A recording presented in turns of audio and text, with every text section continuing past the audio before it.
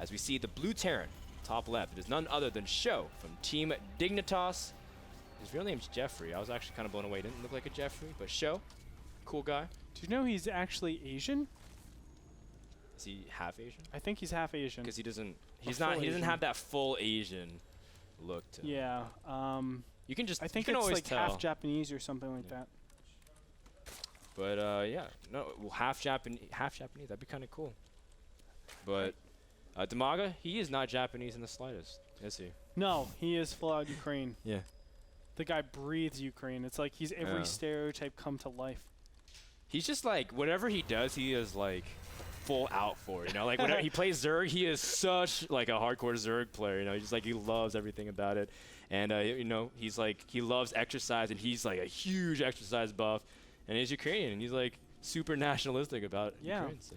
You know, it's cool. Like when I think Ukrainian, I just think just what you said, just oh, no, you said nationalistic. I'm thinking passionate. You're just passionate with whatever. That's what I meant. I didn't mean like he's exclusive to other other countries.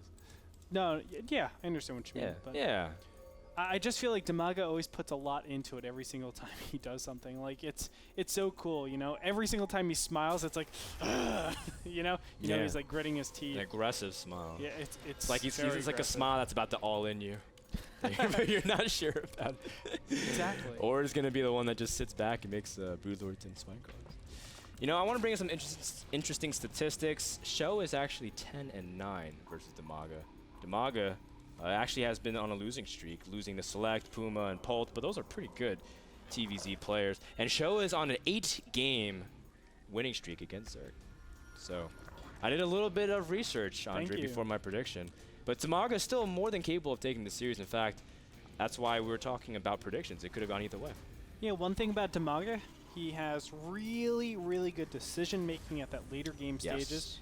But I think where he falls short a little bit is his ability. Not his ability, but his style. He doesn't really go for the multitasking style. I don't see him attacking in multiple places. It's very rare that I see that. If it is, he needs a lot of preparation time for it. That can be most apparent with the Zergling Baneling style against Protoss, where he just prepares really cool, for it. Yeah, but I don't think he's a player that just like Select, that just off the wall goes there. You know, he can do it in any case. He just likes a micro here, micro there, micro there. QXC is a very similar person like that. Yeah, MMA loves that kind of style. Just being everywhere on the map. If you watch Select, he actually does not GG. I watch his stream actually quite a lot. He doesn't GG until his last medevac is off the field in TVZ. Like, as long as he has 8 Marines and a medevac, he still thinks he can come back to this game. And I've seen him come back from crazier things as well. So you never know. But Sjow's not one of those players. In fact, he's been notorious for having low APM if we look. Exactly. Under 100 right now. That's actually what I'm trying to reference now.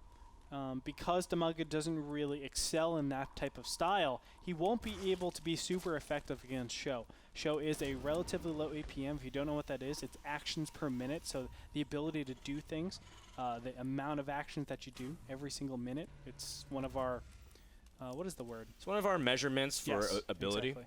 In StarCraft 2, and it's not necessarily the buy-all, end-all. It's just the idea that someone has that capability of doing that many actions and playing faster, and as a result, you know, you have the potential to outplay your opponent. Let's check this out. 27, only 28, 29. Okay, well, a couple drones got pushed up right there, but it's mainly Zerglings. We're gonna have metabolic boost finish. Oh. And he's going for 20. A huge Zergling run by, it looks like.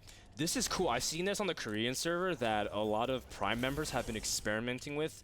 And, you know, the whole idea is Terrans usually aren't prepared for this because they go for reactored Hellions of some sort. And they're not going to have their wall prepared. And you see the Zerglings run by, and they can actually do significant damage and even force a lift if Terran isn't cautious. Correct. Disengage from over there. And now, the Zerglings might actually be allowed into the main. Are they? Well, the SCVs are blocking. Regardless, this is exactly what Dimaga wants, killing off SCVs. And this is not looking good for Sjow, as right now 37 to 54 supply this early on, 25 workers to 46. That is a nice advantage for Dimaga. 46 drones over 25. Now you can see the mules. I always say this. For 2 orbital command centers, it's 9 SCVs. So you add that on 36 over 43. Of course, Sjow has less, you know, I guess, effective harvesters. Yeah, and it matters more early on as you're beginning to saturate. Correct. Compared to later on when you have 40 workers to like 50 workers. Correct. And so Sjow has that to struggle through. Now Sjow has a Reaper actually on the field, I was looking at the point out, but he also has Hellions to kind of seize that map control. And in the end, Dimaga didn't remake that many Zerglings, so he still has to be accountable as he's getting his third. But Sjow is now moving out to the center. How is he choosing to follow up? He's getting Marines and combat shields. Wow, okay. So ever so standard, a starport is on the way out. So Sjow has been delayed, I think, in most of his tech. In the meantime, Dimaga is going already for that Baneling Nest. And I like the Baneling Nest in this case. When you're doing early game pressure, want to take a super fast third and a fast fourth. This is 4 hatchery before lair. Wow. I don't hate this whatsoever. Oh, it is me. He does have his Baneling Nest. He is preparing a lot. I think he senses a counterattack of some sort, but Sjow doesn't really have much going on. He just has 6 Hellions, which is enough to deny creep tumors, but for now, Sjow is actually getting ready to take a third base. Dimaga does have an Overlord over here on the right-hand side. He can easily get in here. If he was able to see the starport come out, he would prepare some Banelings over at his main. Now, that's one of the best ways to actually prepare for this. Another way is to actually put a Spine Crawler over here and force the Marines out. You want to actually have the Marines just staying there. That way you can have the Queens that are just going to town on that medevac. If you destroy the medevacs, you destroy the ability to continue the drops. Yeah, and I like this, that Sjow, he realizes, hey, well, he doesn't have any kind of roaches out or anything whatsoever. And Sjow is starting to get a little bit suspicious because Dimaga prepared a lot of Zerglings and Banelings. In fact, he stopped droning completely, and he has a Spire that's on the way. And that actually has to make Sjow feel a little bit better because normally he's like, oh, wow, I should be really behind. Zerg killed off a lot of my SCVs. But in fact, he's equalized it. Or, nope, just kidding. A few drones did pop, but for the most part, Show's not sitting that badly economically. Now, I have seen a couple of Zergs this day and age just get a couple mutas. And that might sound a little bit weird, but it's actually for defensive purposes. And then you just continue getting additional upgrades on your Zerglings. More melee, more carapace. And the main reason for that is you shut down the aggression. You force your opponent to make additional medevacs, and all of a sudden you're in a great position. Sjow playing, not responding the best way with his Marines and Hellions, not able to split. But the important thing is that the third is under heavy siege. The Baneling is trying to rush and take care of the Marines, and Sjow does pick off. But the big thing is that, again, Dimaga forced to make a lot of units. He doesn't have that much gas left for the mutas. In fact, 370 gas. That is barely enough for 3 mutas. Yeah, that might be exactly what I said. He's not preparing for some sort of huge muta force. It's instead just to reduce the amount of medevacs or punish your opponent for doing those mass drops, because a lot of times you'll be in a position where you're getting double upgrades and then you're using your infestors to clear up the drops. Yes, it's inefficient, but the power is already in the Zerglings. Rely on them and then just remove the medevacs from the field. Force your opponent to concentrate more gas towards those medevacs if they want to continue the pressure rather than going to something like siege tanks or really fast upgrades, etc. I like the fact that Sjow didn't overextend too far. He did lose some Marines and Hellions, but in the end he still kept his medevacs and was able to pull back because he wants to get his third up. And playing Turtle Terran on Antiga Shipyard can work. It's dangerous though if you just leave your Zerg opponent too long. I've seen Zergs take over completely and rush for Brutal Lords, but he knows Dimaga has invested a lot of gas into those Banelings and was not able to really get the kind of resources he needed thus far. That's absolutely right. Yeah. So he can relax a little bit. Defending here is correct because he knows his opponent is a little bit relaxed and not really pushing the hive tech too soon. So Infestation Pit, that being said, Infestation Pit is being put down. I'm sure that's for infestors. More importantly, for that hive tech, you want to start that up so you can continue your +3/3. If you have a +3/3 and Ultralisks hit at the same time, holy crap, is there a gigantic timing where you can pretty much pounce on your opponent and they don't do that much damage. They just can't. Yeah, you're right. And Sjow, we'll see if he goes for a 2-2 Marine tank timing. That's actually kind of like a huge thing that a lot of Terrans in North America have been doing, especially Illusion. I've been watching a lot of his stream as well. Kawhi Rice also loves doing this in TVZ. Yeah. And I mean, Marine effectiveness when it hit 2-2, especially with +1 vehicular weapons, is very efficient, especially on Antiga Shipyards. And we see, again, the fast hive there from Dimaga. His fourth expansion is pretty out there, but You know, when Zerg doesn't take a center expansion, that we see them kind of stray away from that. Why do you think, well, can we explain a little bit to people why the center expansion isn't that desirable for Zerg anymore? It's because it shortens the push distance for the Terran, so all they have to do is take that center control and they've removed your 4th base or whatever base this center control would be, or the center expansion. And that's a big problem because you don't want that to happen. You want as much of time as possible so that you can build up a huge army, similar to what we see in the middle of the map. 39 banelings already on the map. 33 banelings in production. That'll carry us to 72. If my math serves correctly. Is there? Oh, okay, good. I was like, there's only 66. 6 more just finished. 72 banelings. And Dimaga gearing up for a massive, massive attack of some sorts. But Sjow looks pretty fortified here. At least he knows it with the center tower. The banelings not really splitting up whatsoever. Dimaga crashing into whatever he can see. Holy Sjow trying to split up his army as best as possible. But there might be too many banelings here. Or will they? Looks like Sjow picks up on some of his medevacs. A lot of supply depots are absorbing the damage, and Dimaga, in the end, how much damage did he do, Andre? He did a lot of damage. The 3rd base being taken out, as we can see, Marine sprinting on over. The resource loss tab, though, is in favor of Sjow. That's a very big surprise right here. Of course, everybody probably figured the opposite way around, but the fact of the matter is we have a harvester lead for Dimaga. 77 drones to 51 SCVs. The 4th is delayed. And here we go, a drop over here in the 3rd base. Not going to really do that much damage. Actually, it gets cleaned up. He should have picked up right there. But overall, I do like that for Dimaga. You can see the siege tank count is pretty low. And the Marine count, well, I guess the Marine count doesn't matter as much since they're pretty cheap. But the medevac count is still there. That might be a little bit of a problem. I was surprised at how low amount of tanks Sjow had, considering he had 2 factory. He could have stayed on 1 and utilized his gas a little bit otherwise, but or at least in terms of utilize his resources otherwise. But Sjow, for the most part, still has a pretty kick-in 3 base economy. Triple SUV can get him back pretty quickly. +2/+2 did finish, and he's starting +3. We see Zerglings trying to run by again, catching some of those Marines.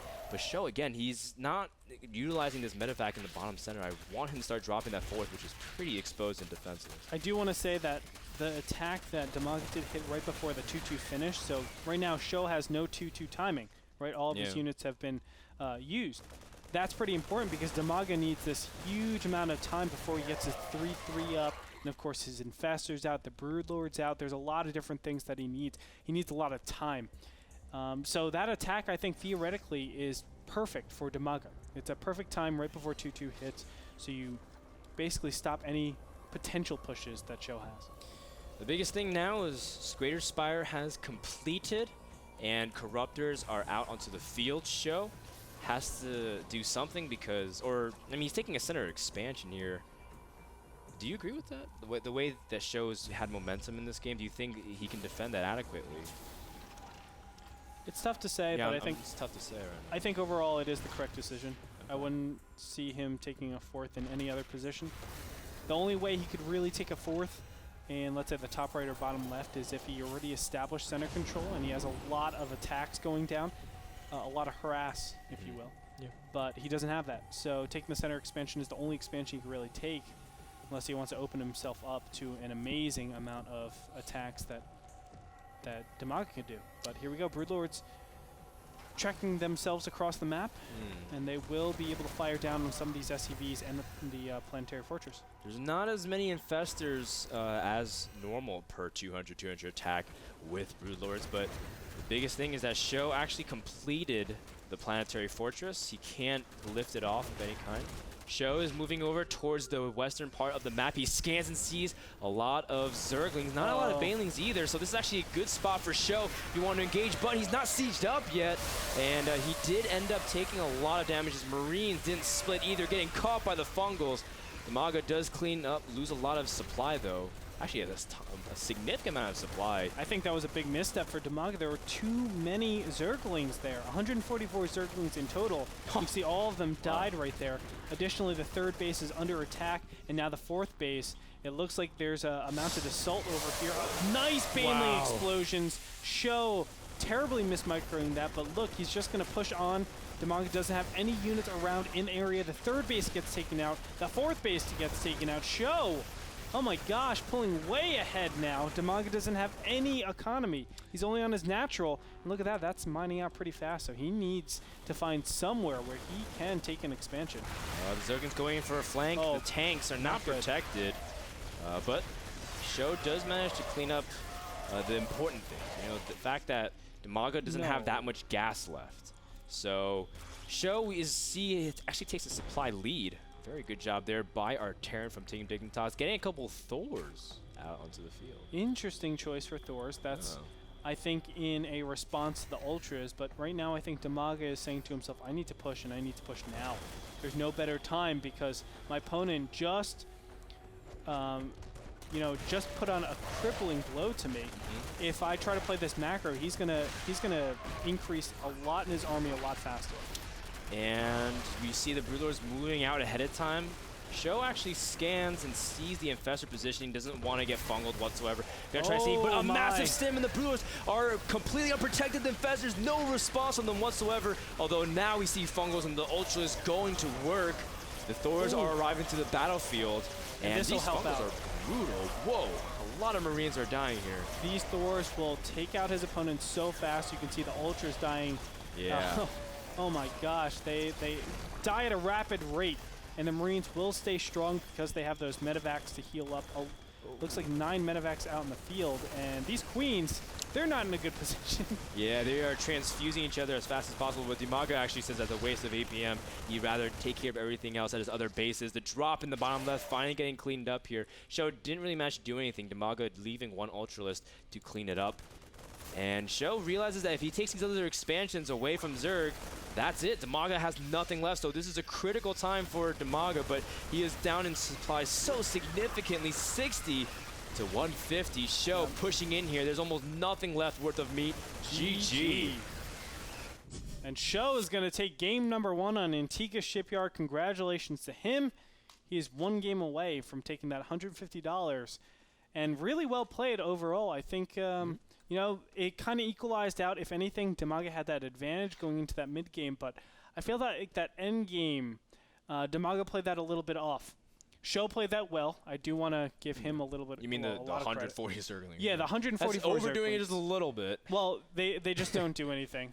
Against Zergling, 3-3 Marines. Exactly, 3-3 Marines. Well, it is 3-3 upgraded Zerglings. That's but true. They just don't do nearly as much damage. They get clumped together. Siege Tanks do amazing damage. With the amount of medevacs out in the field, not enough Banelings, you're just not able to get the job done. They weren't trading cost efficiently, and that being said, that huge supply advantage that that Sjow took from that, he was able to just snowball that and take 2 bases from that. And once you take 2 bases from your opponent that has only 4 bases, well, they're pretty much screwed. Yeah, they are in big trouble. Thank you so much to the sponsor of that game. It was iBuyPower. Go to iBuyPower.com to buy your pre-assembled computers. I need to get one for myself. I'm moving next week close to the studio. No more 1-hour commutes. I'm excited for that, and I'm excited for the next game, game number 2, between Sjow and Dimaga. Don't go anywhere. We'll be back after this commercial.